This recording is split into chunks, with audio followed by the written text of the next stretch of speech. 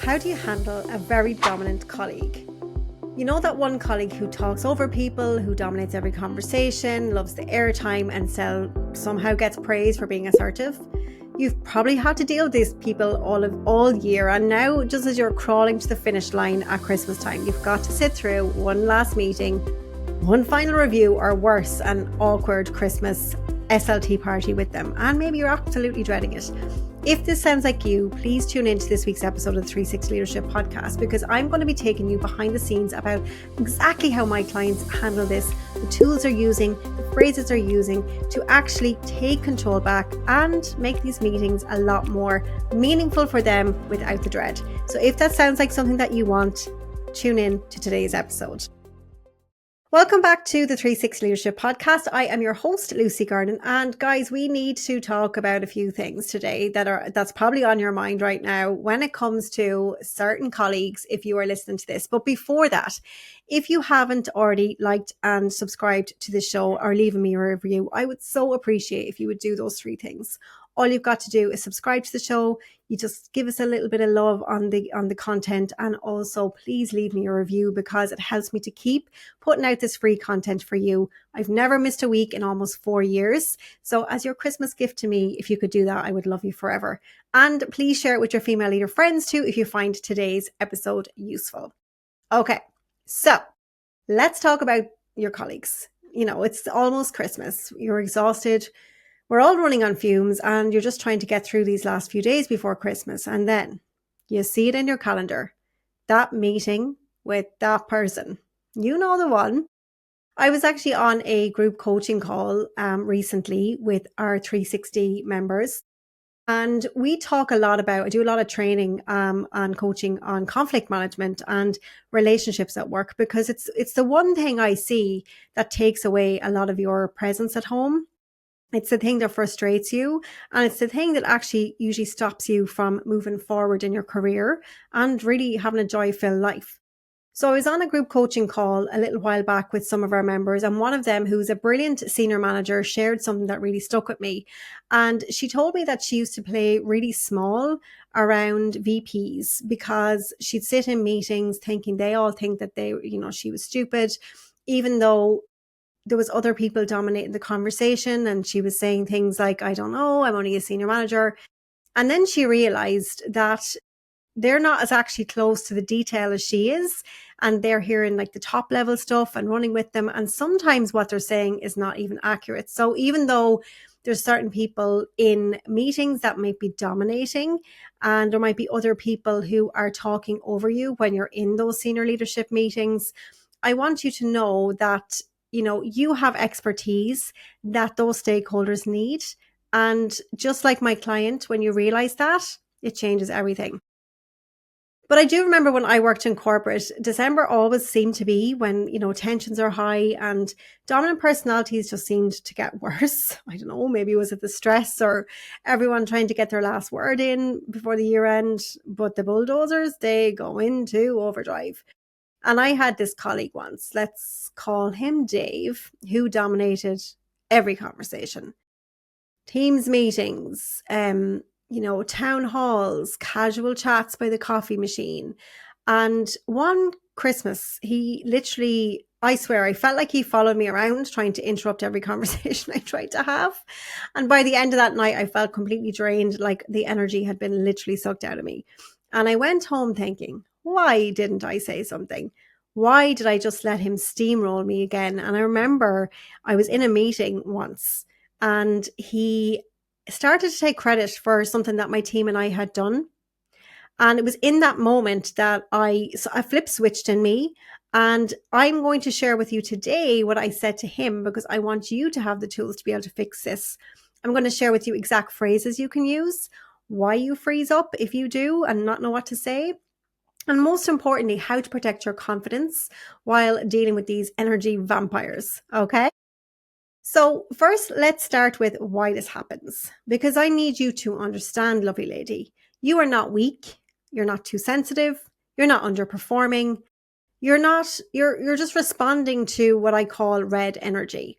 And when somebody dominates the space or interrupts you or dismisses your ideas or takes credit for your ideas, bulldozes the conversation their way, your nervous system is actually going into fight or flight. It's literally a physiological response that is natural and normal. So think about it. You're in a meeting with your version of Dave and you start to articulate a point of view and boom, they cut you off. Your body is flooding with stress hormones. Your prefrontal cortex, that logical thinking part of your brain, literally goes offline and you might freeze. Now, you may also rebel and get frustrated, which is not going to do your leadership brand any favors. So you could people please either. You could be too dominant yourself and fight back. Either way is not really where you want to be, okay? Or like you might say something like, oh, no, go ahead. It's fine. It wasn't important what I was going to say anyway. Don't say that. Or maybe you start over-explaining, trying to justify why you deserve to speak. You know that thing where you start rambling and you can hear yourself, but you can't stop? Yeah, that. And I remember this member I mentioned earlier, she told me that she gets literally pure red from the neck up when she is in high stakes conversations with people. If she has to assert herself, she starts blushing and things. But I explained to her that's not her nervous system. It's her nervous system trying to protect you. It's not a weakness, it's biology. And she's still asserting herself. She's still setting her boundaries and she's speaking up in uncomfortable conversations, which is something that we're continuing to work on. But another one of our members said that, when I say members, I mean my clients in 360, which is my executive coaching and leadership development program. So if you want to check that out, head over to 360leadersclub.com or just go to lucygarland.com and you will see it there too. Anyway, going back to what I was saying, this lady told me that when dominant colleagues start talking over her, she literally goes blank and she forgets what she's going to say. And again, this is not weakness. It's your nervous system reading the situation as a threat. But here's what's changed for these two ladies, and it will change everything for you too. One thing that you can do is tell yourself that what you have to say is interesting, that people want to hear from you. Even if dominant Dave doesn't want to hear from you, there's other people in the room that do. And dominant Dave may just need to hear your voice. Or input or insight may be the thing that's going to solve or move the team forward in whatever you're trying to do. It's a simple mindset shift, but it has a huge impact. Remind yourself what you have to say is interesting. What you have to say is worth the airspace. You don't need to be louder than them. You certainly do not want to do what I've seen people do, which is to fight back. It's actually about getting yourself into adult mode, and you just need the right language and the right internal state. Okay. Now let's get tactical. I'm going to give you some exact phrases. So if you'd like to take notes on these or get out the notes up on your phone once you're not driving and write them down, these are really, really powerful. So when you're being interrupted, this is my favorite and I use it all the time. If someone interrupts you and starts talking over you, you don't ask permission. You just say, Dave, I'd like to finish my thought and then I'm happy to hear yours. And then you continue talking. There's no question mark. There's no asking for permission. It's just, Dave, let me finish my thought and then I'm happy to hear yours. And then you just carry on. You don't pause. You just keep going. It's simple, direct. It's not aggressive, but it's absolutely clear. Or you could try something like, Dave, I'd like to complete my point before we move on. Now, notice I'm not saying, can I just finish what I was saying? That's asking permission. It's different if you're saying, I'd like to complete my point before we move on, because you're stating what's going to happen. And when they're dominating the entire room, this is brilliant for meetings. You can say something like this. If they're dominating and you have a different perspective and you're just like, oh, how do I bring this in? You can just say, hey, I just want to offer a different lens here. So you're not saying they're wrong, you're adding perspective. So I'm going to say that again. Instead of like saying, I think you're wrong or contradicting them, I just want to offer a different lens here. And that's much harder for them to argue with. Or you could say, yeah, that's great. That's one way to look at it. And here's another perspective to consider. So again, that's one way to look at it. Here's another perspective to consider. Again, you're not attacking, you're actually expanding the conversation. It's about expansion. Another thing then is for year-end reviews. When you are in performance discussions and, maybe somebody that you're in the discussion with is like talking, even though it's supposed to be you talking. You can say something like, before we wrap, there's something I'd like to bring into the space. Love that phrase, bring into the space. It's calm, intentional, it's executive level language. It's something I learned in coach training. I say it all the time. Like, what would you like to bring into the space? Or I'd like to bring something into the space. Because even the word space from an NLP perspective, neuro-linguistic programming, is safety. So space means safety. So by you saying that, if somebody is, you're in a discussion with your boss and they're talking when it's supposed to be you, or they're telling you how they think you performed, but you want to give a perspective, before we wrap, there's something I'd like to bring into the space. Or you can use it in multiple scenarios. I love it. It's really, really good. And then here's my secret weapon phrase. So if you're multitasking, come back to me. I'm going to just pause you there for a sec. And then you take back the conversation. It's polite, but firm. And that word pause is temporary, so they don't feel completely shut down, but it gives you back control. So like if somebody's going off on one, Dave, I'm just going to pause you there for a sec, and then you just continue on what you're saying. Pause, and then do go back to him, right? That shows leadership. It shows you're not afraid to go back into the conversation. Now, here's the thing that is really key. It is not just what you say, it's how you say it. So slow down. Seriously, slow right down. Because when we're nervous, we can speak up or speed up, and our egos can get evoked, and speed sounds like panic. It's something I have to work on when I get excited all of the time. I just have to say, Lucy, just slow down. Lower your voice slightly, not a whisper, but bring it down a notch. Because low, slow voices command attention. Hold eye contact, even if it feels uncomfortable. Even if your inner people pleaser is screaming, hold it. Or even if you want to lunge across the table, don't do it. And as I'm thinking back, that member of 360 that I spoke about actually told me she practices these phrases in the mirror before difficult meetings. Because the first time she said, let me finish my thought to her interrupting colleague, her voice shook, but she said it. And you know what? He actually stopped talking. And all she just said is, Dave, I just want to finish my thought. But yet we feel like these things are such a huge deal. And they are, because you're doing something different. And that's the power of claiming your space. And here's the thing that I want you to remember is that if someone else is loud or overbearing or reactive, that's their stuff. You don't need to fix everybody. You don't need to shrink to make space for their bigness. And just because someone is more senior than you or more dominant than you, definitely doesn't mean they're smarter than you.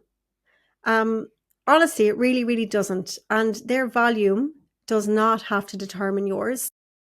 Their urgency is not your emergency. And their need to dominate does not mean you need to submit. So this week, with all these Christmas year-end meetings and people trying to get things wrapped up, you might not control who's in the room, but you can control your breathing. Keep it deep and steady, even when they're ranting and you feel frustration building. Your pace, don't speed up just because they're rapid firing at you. Your tone, stay calm, measured, even when they're getting worked up. Your body language, you can sit back, you can take up space. Please don't shrink in your chair. Adapt a different persona, an alter ego if this is too uncomfortable for you. And most importantly, lovely lady, your self-talk. Because here's what you need to be telling yourself. I'm allowed to take up space. My expertise matter here. I don't need to justify my presence. And my favorite of all, their urgency is not my emergency. Okay, write these on a post-it if you have to. Put them where you can see them during virtual meetings. I'm going to say them again. I'm allowed to take up space. My expertise matters here. I don't need to justify my presence. And their urgency is not my emergency. Write them on a post-it, have them to hand, and practice them, and then they'll become second nature. Some of my clients actually love in 360. Mindset is such a huge part of what I do because it's really foundational to great leadership, but also to happiness and joy and fulfillment in your life. And even when it comes to everything, like your mindset is just foundational, which is why I focus so heavily on it. And I do have some affirmations in there, and lots of my members were like, oh my God, I'm listening. We have a private podcast in 360 where there's some affirmations that the girls get, that they listen to. It's one of our most downloaded episodes over and over again for the days where they need like a Lucy pep talk before they do something. And I also have printed versions of my favorite affirmations that, you know, if you say them for 30 days every day, you're just going to feel like superwoman, but whatever works for you. So as we wrap up today's episode, I invite you to reflect as we're ending the year. How many meetings this year have you left feeling small? How many times have you replayed conversations thinking about what you should have said? How many dominant characters have you allowed to steal your confidence, your voice? Enough is enough, right? Enough is enough. And if you're thinking, right, Lucy, I am not going into next year like this. This is exactly what I need.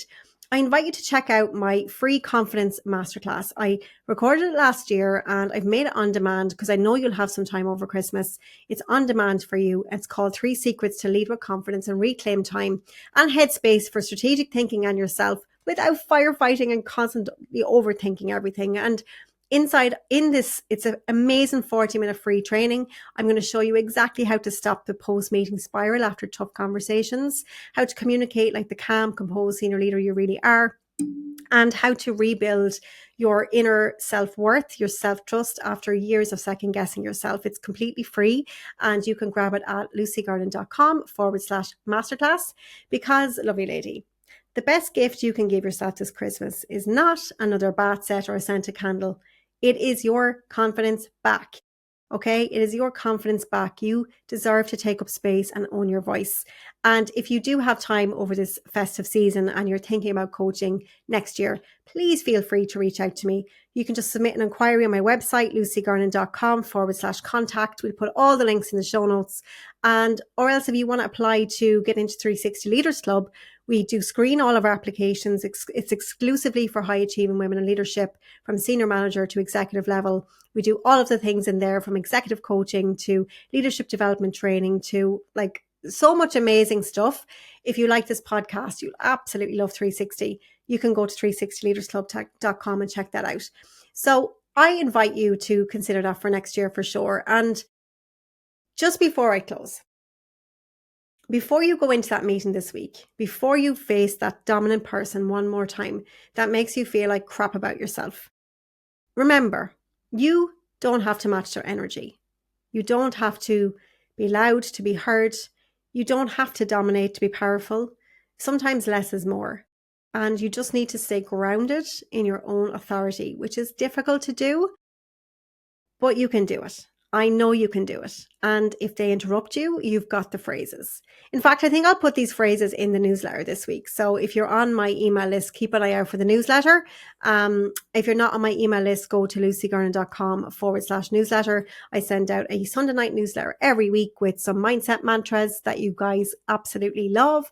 And I always teach you some tools and frameworks in there as well. So go over and pop your name down on that list.